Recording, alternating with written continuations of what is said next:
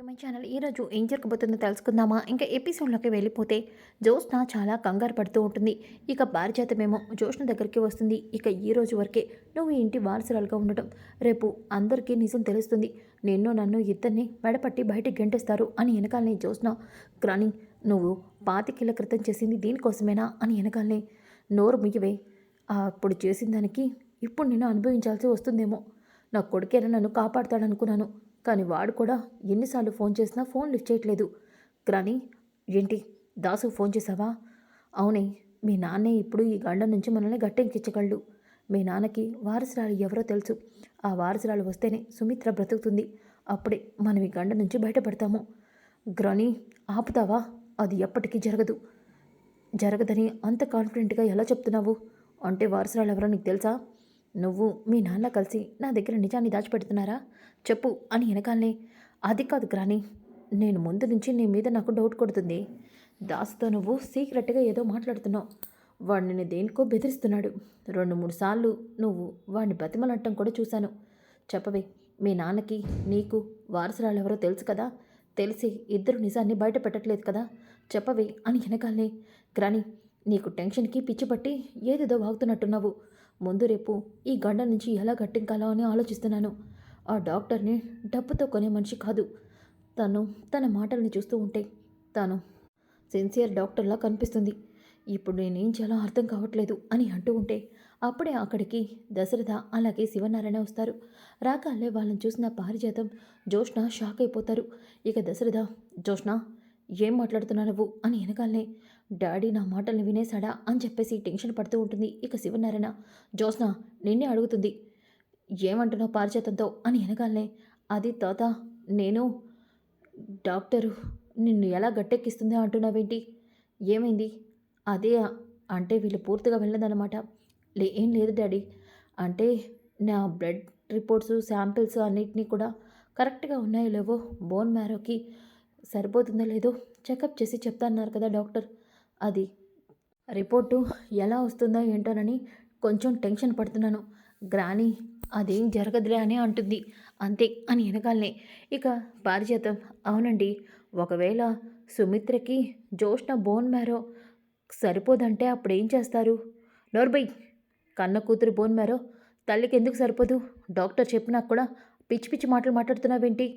సుమిత్రకి జ్యోత్స్న కన్న కూతురు కాకపోతేనే ఆ పని జరుగుతుంది, లేకపోతే అలాంటి పనే జరగదు అని వెనకాలనే. ఒక్కసారిగా పారిజాతానికి జ్యోత్స్నకి టెన్షన్ మొదలవుతుంది. ఇక దశరథ, చూడు జ్యోత్స్న, నిన్ను తండ్రిగా ఏ రోజు ఏది అడగలేదు. ఈ ఒక్క సాయం నువ్వు చేస్తే నీకు ఏం కావాలన్నా నేను ఇవ్వడానికి సిద్ధంగా ఉన్నాను.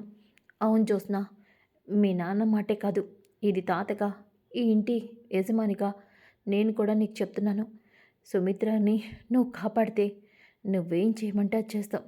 సీఈఓ కావాలంటే సీఈఓ తీసుకో. ఇంకా ఈ ఆస్తి మొత్తం నీ పేన రాయమన్నా రాస్తాం. కానీ మీ అమ్మని మాత్రం నువ్వే కాపాడాలి. తాత, మీరు ఇంత ఇదిగా చెప్పాలా ఏంటి? ఖచ్చితంగా నేను మా మమ్మీని కాపాడుకుంటాను అని చెప్పేసి అంటుంది. దశరథ శివనారాయణ ఇక సంతోషంగా బయటకైతే వస్తారు. ఇక పారిజాతం ఏడ్చినట్టుంది. రేపటితో నీ కథ ముగిసిపోతుందేమో, అందుకే ముసలోడు మీ నాన్న నీకు ఎక్కడ లేని ఆఫర్లన్నీ ఇస్తున్నారు. కానీ అవన్నీ తీసుకునే అర్హత నీకు లేదు కదే గ్రాని. అవును మరి, సుమిత్రని వారసురాలు మాత్రమే కాపాడగలదు. వారసురాలు ఎక్కడుందో తెలీదు. అలాంటప్పుడు రేపు సుమిత్రని ఎలా కాపాడుకోగలం? ఎలా ఈ గండ నుంచి గట్టెక్కగలం అని చెప్పేసి అంటుంది. ఇంకా ఒక పక్కన దీప కార్తిక్ ఇంటికైతే వస్తారు. రాగానే దీప, బావా, రేపు జ్యోత్స్న అందరి ముందు నిజం ఒప్పుకుంటుందా? ఒప్పుకొని తీరాల్సిందే మరదలా. బావా, జ్యోత్స్న అంత ఈజీగా తన తప్పుల్ని ఒప్పుకునే మనిషి కాదు, నాకు తెలుసు. అందుకే రేపు జ్యోత్స్న నిజాన్ని అందరి ముందు ఎలా బయట పెట్టించాలో నేను ఆల్రెడీ ప్లాన్ చేశాను. ఏంటి బావా నువ్వు అంటుంది? అవును, కాకపోతే దాసు మావయ్య ఎన్నిసార్లు ఫోన్ చేసినా ఫోన్ లిఫ్ట్ చేయట్లేదు. ఏం జరిగిందో అర్థం కావట్లేదు. ఆ రోజు నాతో ఫోన్ చేసి అంత సీరియస్గా జ్యోత్స్న గురించి నిజం చెప్తానన్న మనిషి ఎందుకు ఇంటి దగ్గరికి వెళ్ళలేదు? ఎందుకు ఫోన్ చేస్తుంటే లిఫ్ట్ చేయట్లేదు? ఇదంతా చూస్తూ ఉంటే జ్యోత్స్న దాసుమావయ్యని ఏదో చేసినట్టు అనిపిస్తుంది. కానీ దాసుమావయ్య కనిపించే వరకు మనం ఏమీ చేయలేము. కానీ జ్యోత్స్న నిజాన్నైతే రేపు అందరి ముందు మనం బయట పెట్టచ్చు. కాకపోతే జ్యోత్స్న తప్పించుకోవడానికి అవకాశం ఉంది. ఏంటి బావా అది? అవును. రేపు జోష్న ఇంటి వారసురాలని కాదని తెలిసాక కూడా జోష్న తప్పించుకునే అవకాశం ఉంది. అలా తప్పించుకోకుండా ఉండాలి అంటే దాసు మావయ్య ఉండాలి. ఉంటే బావుంటుంది. బావా, అమ్మ ఏం కాదు కదా! సుమిత్ర అత్తకి తన కూతురుండగా ఏమవుతుంది? ఏమీ కాదు. దీపా, నీతో ఒక విషయం చెప్పాలి. ఏంటి బావా? చూడు, ఉదయం పంతులు గారు అన్న మాట గుర్తుందా? గురువుగారు చెప్పింది. ఆ బావా, కడుపులోని బిడ్డ జాగ్రత్త అన్నారు. ఇవన్నిటిలో నుంచి ఆలోచించి నువ్వు కడుపులో బిడ్డ విషయాన్ని మర్చిపోకుండా ఉండు. బావా, ఇది నా బాధ్యత. అత్తకి నేను ప్రామిస్ చేసి మరీ చెప్పాను. నా కడుపులోని బిడ్డకి ఏ కాకుండా నేను చూసుకుంటాను అని చెప్పేసి అంటుంది. ఇక కార్తీక్, గురువుగారు ఆ మాట అన్నారు అంటే నాకెందుకో కంగారుగా ఉంది. దీప కడుపులోని బిడ్డకి ఏదైనా ప్రమాదం జరుగుతుందా అని కార్తీక్ అనుకుంటాడు. ఇంకా ఒక పక్కన జ్యోత్స్న ఆలోచిస్తూ ఉంటుంది. ఉదయం గురువుగారు అన్న మాటల ప్రకారం నేను దొరికిపోతాను అనిపిస్తుంది. అలాగే దీపకి తన తల్లిదండ్రులు దగ్గరవుతారు అని చెప్పాడు. అలాగే దీప ఏదో ఒకటి వదులుకుంటుంది అన్నారు.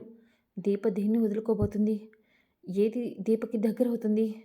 దీప తన పేదరికాన్ని వదిలేసి ధనవంతురాలు అవుతుందా? ఏమీ అర్థం కావట్లేదే. రేపు ఉదయం నాకు ఎలాంటి పరిస్థితి ఎదురవుతుందో ఏంటో అని జ్యోత్స్న అనుకుంటూ ఉంటుంది. ఇక ఒక పక్కన కాశీ అయితే బండి మీద వెళ్తూ ఉంటాడు. ఇక వెళ్తూ కాశీ బండాపి, నాన్నకి ఎన్నిసార్లు ఫోన్ చేసినా ఫోన్ లిఫ్ట్ చేయట్లేదు. ఇటు స్వప్న ఏమో నన్ను చీకొడుతుంది. నా మాట కూడా వినట్లేదు. నా జీవితం ఒక్కసారి ఇలా అయిపోయిందేంటి? నిజంగానే జోష్నక్క వల్లే నా లైఫ్ ఇలా అయిపోయిందా? నేను అనవసరంగా జోష్నక్క మాట విని తప్పు చేశానా? ఇప్పుడు నేనేం చేయాలి అని కాశీ ఆలోచిస్తూ దాసుకి కాల్ చేస్తాడు. కానీ దాసు ఫోను రింగ్ అవుతుంది కానీ లిఫ్ట్ చేయడు. ఇంతలోకి అప్పుడే దాసుని కిడ్నాప్ చేసిన రౌడీ అక్కడే టీ కొట్టు దగ్గరికి వచ్చి టీ తాగుతూ ఉంటాడు. ఇక ఇంతలోకి కాశీ మళ్ళీ దాసుకి ఫోన్ చేస్తూ ఉంటాడు. అప్పుడే టీ కొట్టు దగ్గర ఉన్న రౌడీ ఫోన్ చూస్తాడు. ఇక ఫోన్ రింగ్ అవడంతో ఫోన్ తీసుకెళ్ళి మళ్ళీ జోబులో పెట్టుకుంటాడు. ఇక కాశీ, ఇదేంటి నాన్న ఫోను రింగ్ టోను ఎక్కడెక్కడో వినిపిస్తున్నట్టు అనిపిస్తుంది అని చెప్పేసి కాశీ ఇక లొకేషన్ ఆన్ చేసి చూస్తాడు. నాన్న ఫోను ఈ దరిదాపుల్లోనే ఉన్నట్టు చూపిస్తుంది అని మళ్ళీ ఒకసారి చేస్తానే అని కాశీ మళ్ళీ చేస్తాడు. ఇక ఆ రౌడీ, ఇదేంటో వీడి ఫోను కంటిన్యూస్గా ఎవరో ఒకరు చేస్తూనే ఉన్నారా? మేడం ఏమో ఫోన్ పట్టుకొని అటు ఇటు తిరగమని చెప్పారు. ఏమీ అర్థం కావట్లేదు అని అంటూ ఉంటాడు. కాశీ అప్పుడే ఆ మాటల్ని వింటాడు. నాన్న ఫోను వీడి దగ్గర ఉందేంటి? మేడం ఫోన్ పట్టుకొని అటు ఇటు తిరగమన్నారని చెప్తున్నాడేంటి? అంటే నాన్నని వీడేమైనా తీసుకెళ్ళి ఉంటాడా? నాన్నని వీడు తీసుకెళ్లాల్సిన అవసరం ఏముంది? ఏదో డౌట్గానే అనిపిస్తుంది. వీడిని ఫాలో చేస్తే నాన్న ఫోన్ వీడి దగ్గర ఎందుకుందో తెలిసిపోతుంది అని చెప్పేసి కాశీ అయితే ఇక ఆ రౌడీ బైక్ని ఫాలో అవుతూ ఉంటాడు. ఇక రౌడీ అయితే దాసు ఉన్న ప్లేస్ దగ్గరికి వస్తాడు. ఇక కాశీ దొంగచాటుగా అక్కడే ఉన్న కిటికీలోంచి వెళ్తూ ఉంటాడు. ఇంతలోకి దాసు కట్లు కట్టేసి ఉండడంతో ఇక అలాగే కూర్చొని ఉంటాడు. అప్పుడే ఆ రౌడీలు, చూడు నీకోసం ఫుడ్ తీసుకొచ్చాం, ఇదిగో తిను అని వెనకాలనే, నాకు ఆకలిగా లేదు అని అంటాడు. చూడు, నువ్వెంత ఆకలిగా లేదన్నా ఇది తినకపోతే చేస్తావు. ఆ తర్వాత నువ్వేం చేయాలనుకున్నా అనవసరమే. ఇది మా డ్యూటీ, తిను. చూడు బాబు, చేతులకి కట్లు కట్టేసి అన్నం తినమంటే ఎలా తింటాను? మాస్టరు, బాగానే చెప్పావే, సరే కట్లకు ఇస్తానుండు అంటూ దాసు కట్లని విప్పదీస్తాడు. ఇక దాసు భోజనం చేస్తూ ఉంటాడు. ఇంతలోకి కాసు దాసుని చూస్తాడు. ఇదేంటి, నాన్నని ఈ రౌడీలో కిడ్నాప్ చేశారేంటి? అసలు నాన్న వీళ్ళు ఇక్కడలా ఉన్నాడు, ఏమై ఉంటుంది అని చెప్పేసి అనుకుంటూ ఉంటే అప్పుడే దాసు కిటికీలోంచి కాశీని చూస్తాడు. ఒక్కసారిగా కాశీ నాన్న అని పిలవబోతూ ఉంటే దాసు సైగ చేసి సైలెంట్గా ఉండమని అంటాడు. కాశీ ఇక్కడికి వచ్చాడంటే కాశీ నన్ను వెతుక్కుంటూ వచ్చుంటాడు. ఎలా అయినా నేను ఇక్కడి నుంచి బయటపడాలి అని చెప్పేసి దాస్ అనుకుంటాడు. ఇక అక్కడే ఉన్న రౌడీలైతే తమతో పాటు బిర్యానీని అలాగే బీర్లన్నీ తెచ్చుకుంటారు. ఇక ఆ బిర్యానీ తినేసి బీర్లన్నీ తాగుతారు. ఇక దాసేమో కాశీకి సైగ చేస్తాడు. ఇక వాళ్ళు ఫుల్గా తాగేసి బిర్యానీ తిని ఉంటారు. ఇంతలోకి కాశీ మెల్లగా రూమ్లోకి వస్తాడు. ఇక దాసుని అక్కడి నుంచి మెల్లగా బయటకి తీసుకెళ్తాడు. నానా, ఏమైంది? ఎవరు వాళ్ళు? ఎందుకు నిన్ను కిడ్నాప్ చేశారు? చెప్పు నానా, ఏం జరిగింది? కాశీ, నేను జరిగింది తర్వాత చెప్తాను, ముందు మనం అర్జెంటుగా ఇక్కడి నుంచి వెళ్ళిపోవాలి పదా అని చెప్పేసి కాశీ అలాగే దాసు అక్కడి నుంచి వెళ్ళిపోతారు. ఇక అక్కడున్న రౌడీలైతే ఫుల్గా తాగేసి పడుకోవడంతో వాళ్ళకి అక్కడ ఏం జరిగిందో కూడా తెలీదు. ఇక కాశీ అలాగే దాసు ఇంటికైతే వస్తారు. రాగానే కాశీ, నాన్న ఏం జరిగిందో ఇంటికి వెళ్ళాక చెప్తానన్నావు, చెప్పురానా, ఎవరా రౌడీలు, ఎందుకు నిన్ను కిడ్నాప్ చేశారు, ఏం జరిగిందన్నా అని వెనకాలనే, నన్ను కిడ్నాప్ చేసింది నువ్వు గుడ్డిగా నమ్మి మోసపోయిన జోష్న, ఏంటి నాన్న నువ్వు అంటుంది, అవును, నిన్ను మోసం చేసిన ఆ రాక్షసి నన్ను కిడ్నాప్ చేయించింది. నాన్న నువ్వు అబద్ధం చెప్తున్నావు, జోష్నక్కకి నిన్ను కిడ్నాప్ చేయాల్సిన అవసరం ఏముంది, ఉంది, ఒక నిజం ఒక నిజం బయట పడుతుందన్న భయంతో జోష్న నన్ను కిడ్నాప్ చేయించింది. కానీ జోష్నని నేను వదిలిపెట్టను నాన్న. అవును, రేపు ఉదయాన్నే జోష్న నిజ స్వరూపాన్ని అందరికీ తెలిసేలా చేస్తాను. జోష్న నీకు అన్యాయం చేసింది, అలాగే నన్ను కూడా మోసం చేసింది. ఇదన్నిటికీ కాకుండా జోష్న, ఏంటన్నా అసలు జోష్నక్క నిన్ను కిడ్నాప్ చేయాల్సిన అవసరం ఏముంది, నీకు అన్యాయం చేయడం ఏంటి, నువ్వు కావాలని ఏదో చెప్తున్నావు. ఇప్పుడే నేను జోష్నక్కకి ఫోన్ చేస్తాను. వద్దు కాశీ, ఫోన్ చేయదు. నువ్వు ఫోన్ చేసావంటే నీకు ఈ కన్న తండ్రి కూడా ఉండడు. నీ తల్లి ఎలా అయితే పోయిందో నేను కూడా అలాగే పోతాను. నాన్న, ఏం నాన్న మాట్లాడుతున్నావు, అలా ఎందుకంటున్నావు, ఎందుకంటే ఆ జోష్న ఆ రోజు నన్ను తలపైన కొట్టింది జోష్నే. నాన్న ఏమంటున్నావు నువ్వు, అవునరా, నన్ను ఆ రోజు తలపైన కొట్టి చంపాలనుకుంది జోష్ని. జోష్నక్కకి ఆ ఏముంది నాన్న అవసరం, నాన్న నాకు ఇప్పుడు బాగా గుర్తొస్తుంది. ఆ రోజు జోష్నక్క నిన్ను చేతులు పట్టుకుని బ్రతిమలాడింది, నాకు బాగా గుర్తుంది. జోష్నక్కకి నీకు మధ్య ఏదో జరుగుతుంది. చెప్పు నాన్న, జోష్నక్కకి నిన్ను బతిమలాడాల్సిన అవసరం ఏముంది, అలాగే నేను కిడ్నాప్ చేయించాల్సిన అవసరం ఏముంది, గతంలో నేను చంపాలని ఎందుకు జోష్నక్క చూసింది, వీటన్నిటికీ సమాధానం చెప్పు నాన్న. చెప్తాను కాశీ, వీటన్నిటికీ రేపు శివనారాయణ గారి ఇంట్లోనే సమాధానాన్ని చెప్తాను అని అంటాడు. ఇంకా ఉదయం అవుతుంది. ఉదయం అయిన తర్వాత ఇక డాక్టర్ అయితే కార్తిక్కి ఫోన్ చేస్తుంది. ఇక కార్తిక్, చెప్పండి డాక్టర్ అని అనగానే, కార్తిక్ బ్లడ్ రిపోర్ట్సు అలాగే మెడికల్ రిపోర్ట్స్ వచ్చాయి. అవునా డాక్టర్, అయితే రిపోర్ట్స్ తీసుకొని సరాసరిగా మా మావయ్య ఇంటికి వచ్చండి, మేము కూడా ఇప్పుడు అక్కడికే వెళ్తున్నాం. అది కాదు కార్తిక్, మేడం మీరు ఏం చెప్పాలనుకున్నా ఇంటికి వచ్చి చెప్పండి అని కార్తిక్ కాల్ కట్ చేసేస్తాడు. ఇక హారిక, ఇదేంటి కార్తిక్ నేను చెప్పేది వినకుండా కాల్ కట్ చేసి డైరెక్ట్గా ఇంటికి రమ్మంటానంటున్నాడేంటి, అసలు రిపోర్ట్స్లో ఏముందో అడగడేంటి, జోష్న సుమిత్ర గారి కూతురు కాదు, తన బ్లడ్ రిపోర్ట్స్ కానీ అలాగే తన బోన్ మ్యారో కానీ సుమిత్ర గారికి సెట్ అవ్వట్లేదు, ఏదో జరిగింది, ఈ విషయం చెప్దామంటే కార్తిక్ ఇంటికి రమ్మన్నాడు, సరే ఇంటికి వెళ్తాను అని చెప్పేసి హారిక ఇక ఫైల్ రిపోర్ట్స్ అన్నిటి తీసుకొని బయలుదేరుతుంది.